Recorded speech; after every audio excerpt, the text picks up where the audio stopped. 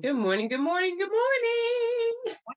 Hi, guys. We are the fourth quarter storytellers, and we are here to tell some stories, okay?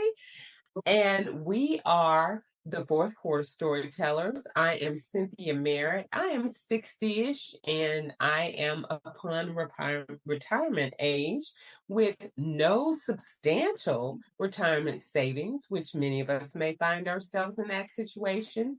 So let's talk about some stories that can help change the trajectory. I always have problems with that word, y'all, of our lives in this fourth quarter, in this final quarter of the game or of life. So we can say, let's change some things and make some differences. Okay, let me turn it over to my co-host. And I am Valerie Davis, and I'm 50-ish. I normally say my age, but I'm gonna start doing like Cynthia. I'm 50-ish, and I too am in the area. Whereas my savings, I'm trying to, as they say, re-up on my savings so that I can have a better life. And I'm here to tell stories and receive and hear stories as well.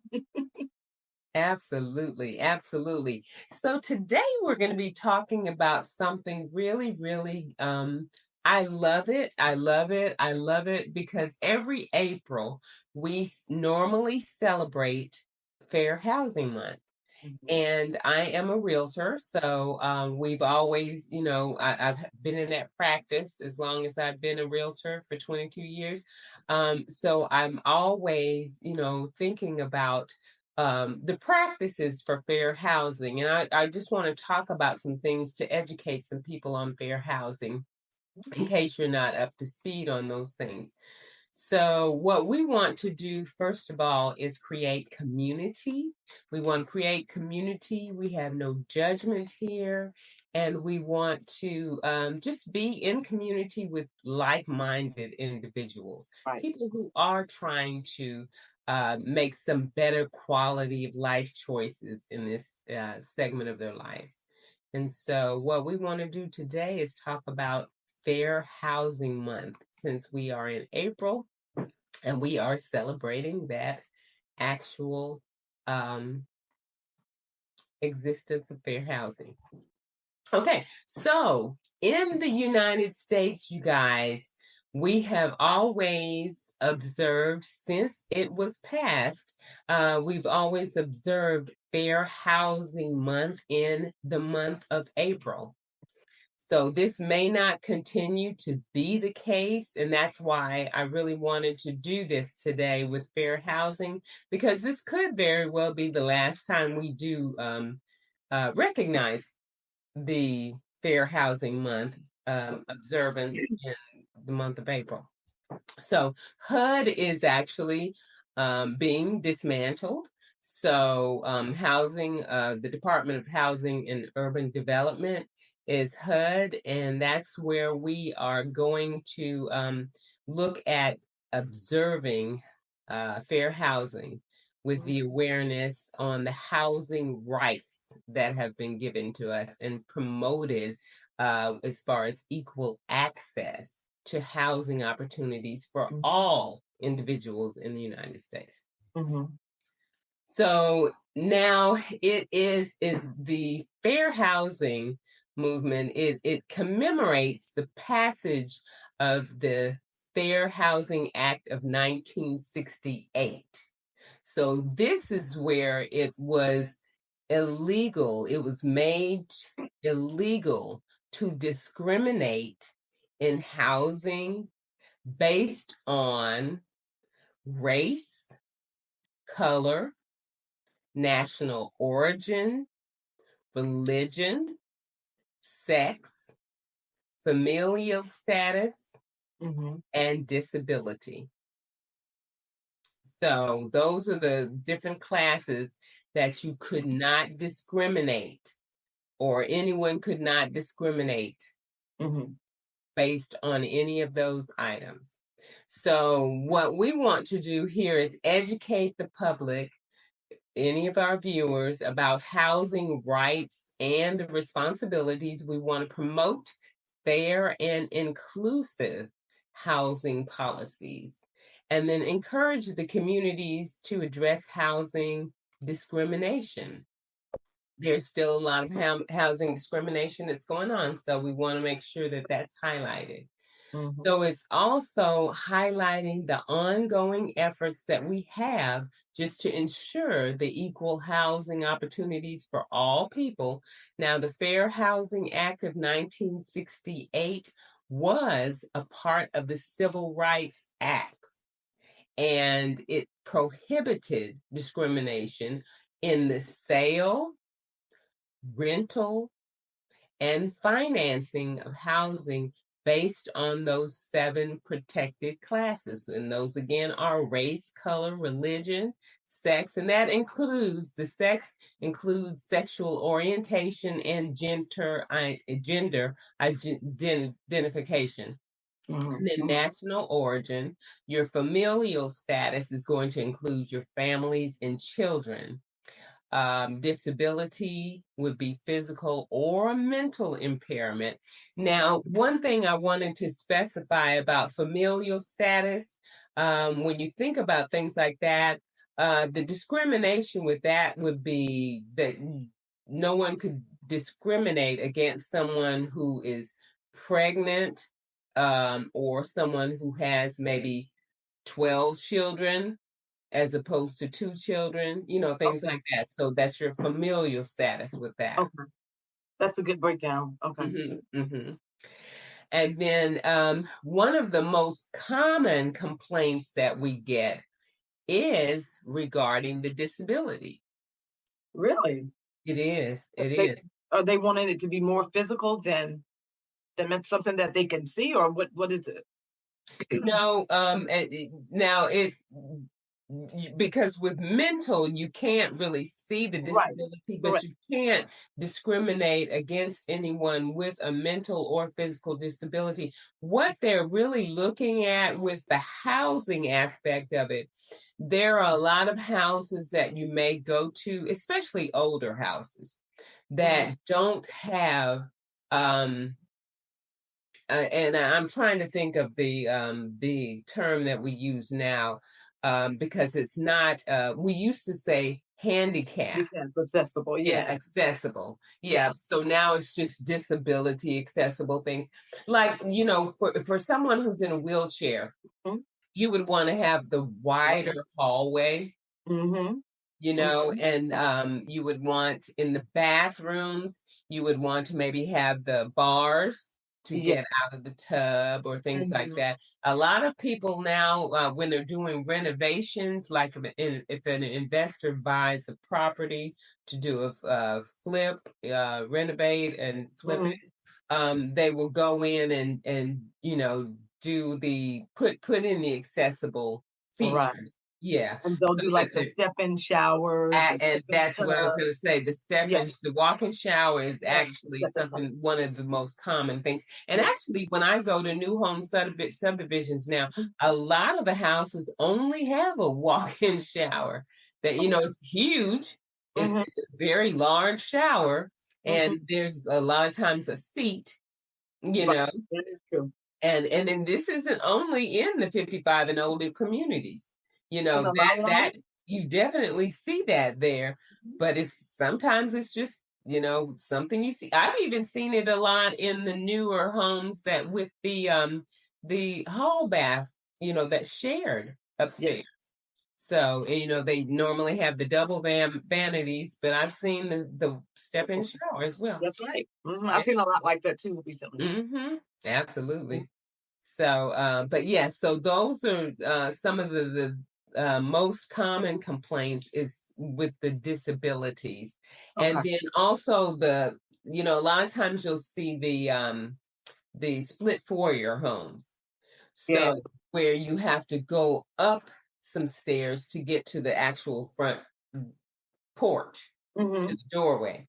Now, that's something where if you have something for a disability, you would need to have a ramp Yeah. so that you can roll the wheelchair up and down that stairwell because that's the Mhm. entry to the house other than the garage. Mhm. So, yes, Mhm. Okay. those disabilities. And so that is and the most common complaint that we see, and then how do you make a complaint? And let me tell you the ways that you can make a complaint if you feel that you are being discriminated against with any of those items that I just mentioned. You can call, you can always call, and I'll give the number. The number is 1-800-669-9777. So you can always make that phone call to make a complaint. Mm-hmm. And then you can write a letter with the details of the discrimination. And you can upload that to https://www.hud.gov. And you should be able to just type in www.hud.gov, and then you would be able to pull that document up for you to submit a letter to HUD. There is no cost to make a complaint for fair housing. And a lot of organizations, government, did you say something about? No, I was just saying that's good. It doesn't cost. Yeah, absolutely no cost. Yeah, I know that's right. And then a lot of organizations, government agencies, and advocacy groups can host events, workshops, and campaigns to reinforce the importance of fair housing, like we're doing right now, just to make people aware, because everybody's not aware of what fair housing. Everybody doesn't know those categories, those different classes that are protected. Everybody doesn't know that they have a right to complain about, is this not something that's accessible for me? Or are they, actually discriminating against me, Right. So, Right. yeah. Yeah. So I'm going to ask a question now. So Val, do you know what redlining is? I do not. I've never heard of redlining. Oh, have you not? Okay. Okay. Yeah, I've never heard of that. Yeah. Okay. Okay. Okay, very good. So this is a good educational point. So redlining was a practice that was really, really started back in the 1930s. Mm-hmm. Okay, and this was around the Great Depression, and a lot of this stuff, is really having some relevance with what is going on now in the government. So that's why I'm glad we're talking about it. But it was because during the Great Depression, the federal government then created a homeowners loan corporation that helped homeowners to avoid foreclosure. So what they were doing was there was a discrimination practice where the services, particularly services that were financial, like your mortgages, your insurances, that they were denied and restricted to residents for specific neighborhoods. And this was pretty much based on race and ethnicity. Mm-hmm. Okay. And the reason it was called redlining was because they used a map and they showed these different areas where they found the loans to these particular borrowers were more risky. And what they did was they outlined those areas on that map with a red pen or red marker. And so hence the name redlining. Redlining. Wow. So interesting. Absolutely. So that is something, and just so you know, statistics are showing that redlining has begun to become another practice right now. So certain areas are deemed at this point to be risky lending opportunities for certain groups, demographics, I'll put it that way. So, so with those neighborhoods, and those are particularly for Black and other minority communities. So the Discrimination Act makes it illegal to refuse to rent or to sell housing to any one of those categories that I just mentioned. You cannot deny housing based on the protected characteristics. You can't offer different terms, conditions, or privileges based on the protected classes. Mhm. You cannot intimidate, interfere, or coerce anyone to prevent them from buying or leasing a dwelling. You cannot advertise to post or post any notices to people that indicate a preference Mhm. for a specific group or a limitation. You cannot discriminate or any kind of discriminatory practices for financing or broker services based on any one of those 7 categories I would just talk about. So engage in steering. Steering is where you are basically having someone look at a particular property. Let's just use me as an example. Say I have a client that I'm going to show some properties to, Mhm. and my client is Asian, and then I start looking for some properties in some areas that I know have a lot of the Asian community in that Right. area. Mhm. And then I start only showing them properties in that area. Yeah, so you're trying to guide them in the area, push them over in the area. I'm Right. steering them to that area. Yes, ma'am. Mhm. So that is steering. So we have those 2 terms. We've got redlining, which is showing that the loans in for certain neighborhoods are actually more risky, and they're going to have a higher interest rate too, you guys. When they get those loans for the mortgage companies, if they do in fact approve a loan, because many times they'll just deny it. But if they do approve it, it'll have a higher interest rate. So therefore, you'll have a higher mortgage payment. Wow. Absolutely. Absolutely. This Yeah. fair housing thing is something, it was really a great advantage for us to have this in 1968, because then it just made it more of a fair practice, hence the name fair housing. Fair And housing then act. we were able to get loans and buy houses and things like that. Mhm.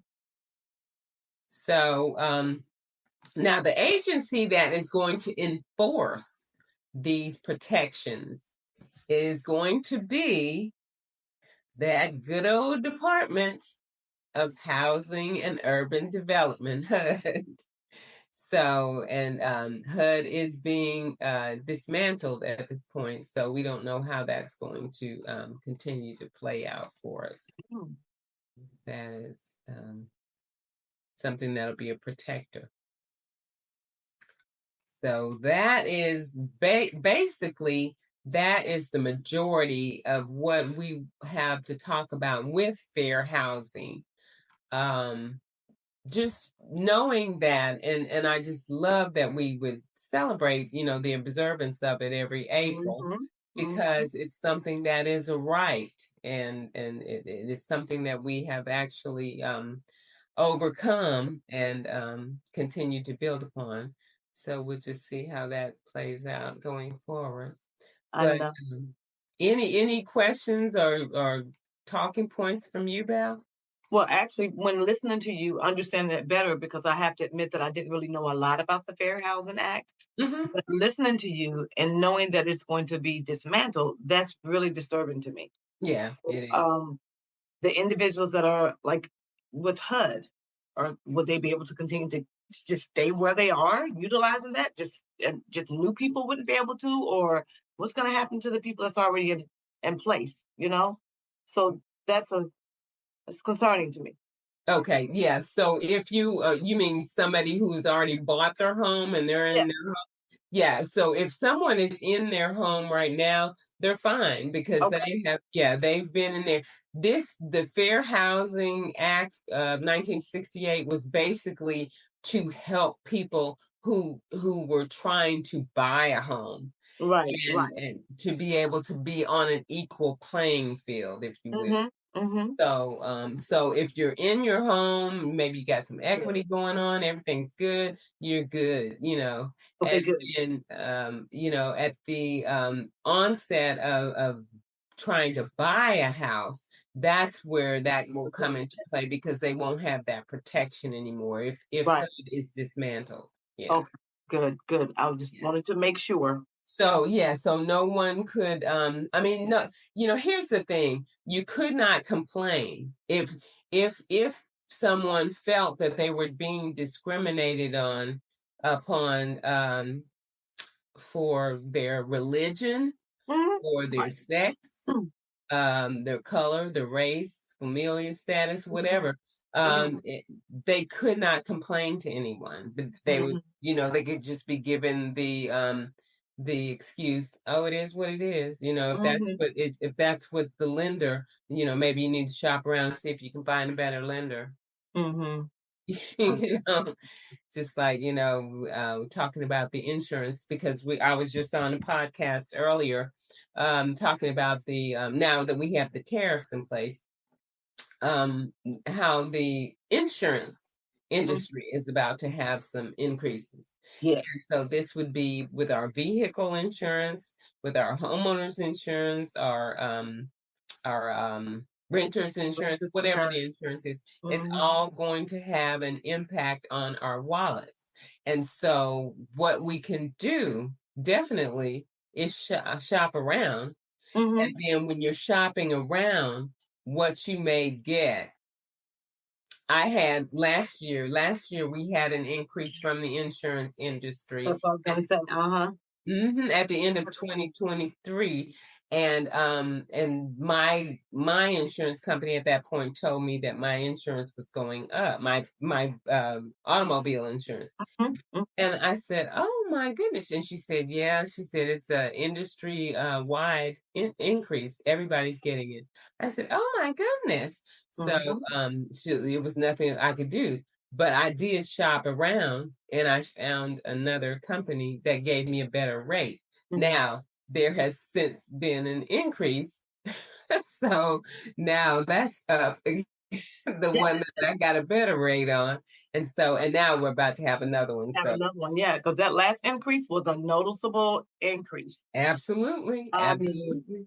it was crazy. I couldn't believe it. I couldn't believe it. I'm like, man, and to know that we're getting ready to have another one, Another one, and probably many more, you know? now that we have these tariffs in Mhm. place. Yeah. Because what they're doing is they're having to look at the replacement factors. How much is it going to cost for these automobile parts? Mhm. Mhm. To get them from, and they're going to come back and forth, over the country line a Mhm. couple of times. And every time it comes across the country line, it's going to have a tariff. Yep. And so, yeah, and so you're going to have maybe a couple of these increases. And so the insurance company has to look at how much is it going to cost me Mhm. get this part, For you. to fix that Exactly. car. So I got to pass that cost on to the consumer. Mhm. And so, yeah, I mean, we're in it. We're in it, and I say, like we have stated before, the only money that we need to spend if we really need to spend the money on something other than that, we need to save and cut back on our spending unnecessarily because we're gonna need that money for all this other stuff that's going up. Because I need the parts on my car, so I need to be able to purchase those parts so that I can get around. So that means I got to cut down somewhere else, you know. Absolutely, Val. And Mhm. that is a great point that you just brought up Mhm. because Mhm. now is the time for us to be nimble. Oh You gosh. guys, now is the time for us to be nimble. Now it's not the time for us to be doing all the designer shopping. That stuff does not matter right now. Mm-mm. You need to be saving your coins. Mhm. Save it. Save your coins. And if you number one, if you don't have emergency savings, get your emergency savings. Mhm. Um, I say 6 to 12 months because I Me went too. through this layoff you know, and that really like slapped me in the face. And Yes. instead of having 3 to 6 months, you really need Mhm. 6 to 12 months. But yeah, have the savings and then go ahead and get into the investing. You know, now the because the stock market has fallen so low right now, Mhm. now is a good time if you do have your savings already in place. Now's a great time for you to be buying. And Right. just so you know, and just so everybody knows, Mhm. that's what the wealthy are doing right now. Mhm. They're taking Mhm. advantage of this because you know everybody's crying, saying, "Oh, look at my 401k, the value's gone down." But the wealthy people are looking, saying, "Oh, great! This is a great opportunity for me to buy some more stuff." That's true. That's true. And when you think of it that way too, Cynthia, even like you said, have your savings and go ahead Hmm. and purchase some things. Look at that as an investment for you for your later. Go ahead and make Yes, that sacrifice so that you can. yes, Go ahead and absolutely. make that sacrifice. You may not have as much saved as you want to, but you go ahead and look at some stocks and start purchasing them. That's going to help you later on. So make Hmm. that sacrifice.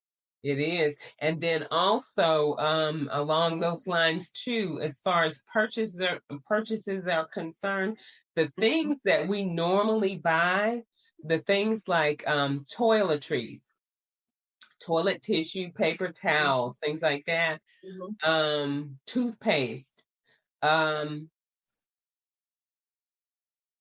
go ahead and stock up on that right now. Because when your store, wherever you shop, when they have to replenish Mhm. with these tariffs, it's going to hit them. And what you're paying, say, for a package of tissue and paper towels and things like that now and toothpaste, Mhm. you may be paying double for in a month. So yeah, go ahead and stock up on it. That's true. Well, let me ask you. I heard someone make a statement to me on Friday that they went to purchase some eggs. I don't know because I haven't bought any eggs in a long time. And if this is true, I won't be buying any. He said that he paid $10 for a carton of eggs, 12 eggs, $10. Hmm. 10, 1, 2, 3, 4, 5, 6, 7, 8, 9, 10. And I'm like, are you serious? And if that is true, I will not, I'll go back down to South Georgia, go to my aunt's house, and I'll get some eggs out of They the have some chickens. yes, but chicken. I'll go down there and get some eggs and bring them up here before I go do that. So is that really true? Are they really that expensive now? Oh, I've heard some people talk about they paid $14, $15 Oh Lord, help me. for a double dozen of eggs. Oh no, ma'am. No, I'm a country girl. I'm going back down to the country, and I'm going to go down there and get me some eggs. I'm not doing that. Yeah, and I don't have to eat eggs. I mean, I did. I made a great dish that I used to love to make for breakfast, and I haven't made this in a few months since the price of eggs started going up. But it's the avocado cheese toast. Mhm. It's so good, It but sounds and it has a egg in it, and good. so I haven't made that, and I won't make that I because I'm not gonna be cooking eggs. see, and I can imagine. I like the egg whites only. So if I tried to go buy some, girl, that's probably $30. I know that's crazy That's for not that some important. eggs. I know, not that important anymore. I know, I know, I know. It's just it's Save our coins, save your coins, save your save coins. your coins. We're being nimble. This Mm-hmm. is the time to be nimble. Yes. To get a chicken as a pet. Chicken as a pet. I know that's right. Oh But my goodness. yeah, so now it's time to be nimble. But fair housing is a right that we have and do not need to be discriminated against. And I really am hopeful and prayerful that HUD won't be dismantled. But if it is, then just know that those were the items that we were receiving those protections against for Mhm. discrimination since 1968. And Mhm. this may be the last month last time we'll celebrate April as fair housing, but we'll see. Mhm. Hopefully not, but we'll see how that goes. But at least now, happy fair housing, April. Okay, Val, do you have a word for us? Um, I do. I do. This I would like to say, this is 1 Corinthians 3:16. You are God's temple, his spirit dwells in you. Please remember that you are not forgotten, you're not forsaken, and you're not a mistake. You're a child of God, born of his grace, built of love, backed by heaven. When it's backed by heaven, honey, please. That's Not all backed the by heaven. backing you need, huh? That's all that you need. And I just want, God knows all, God sees all, he sees all the stuff that's happening. He knew what's going to happen before it even happened. So let's continue to focus on God and all these changes. Yeah. So that way it doesn't affect us mentally, physically, or financially or emotionally. So keep your eye on God through all these changes. Okay. Absolutely. All right. All right now. Thanks so much, Val, for that word. And you guys don't forget, like, subscribe, and share this information with someone that you feel might be able to glean any information about fair housing or anything that we have spoken about today. And don't forget to be nimble. And y'all, stop buying them eggs for $15 a dozen. I'm not gonna eat any more. No more eggs. Save your coins. Save your coins. Save your coins. All right, guys. Have a great day. Bye. Have a good day.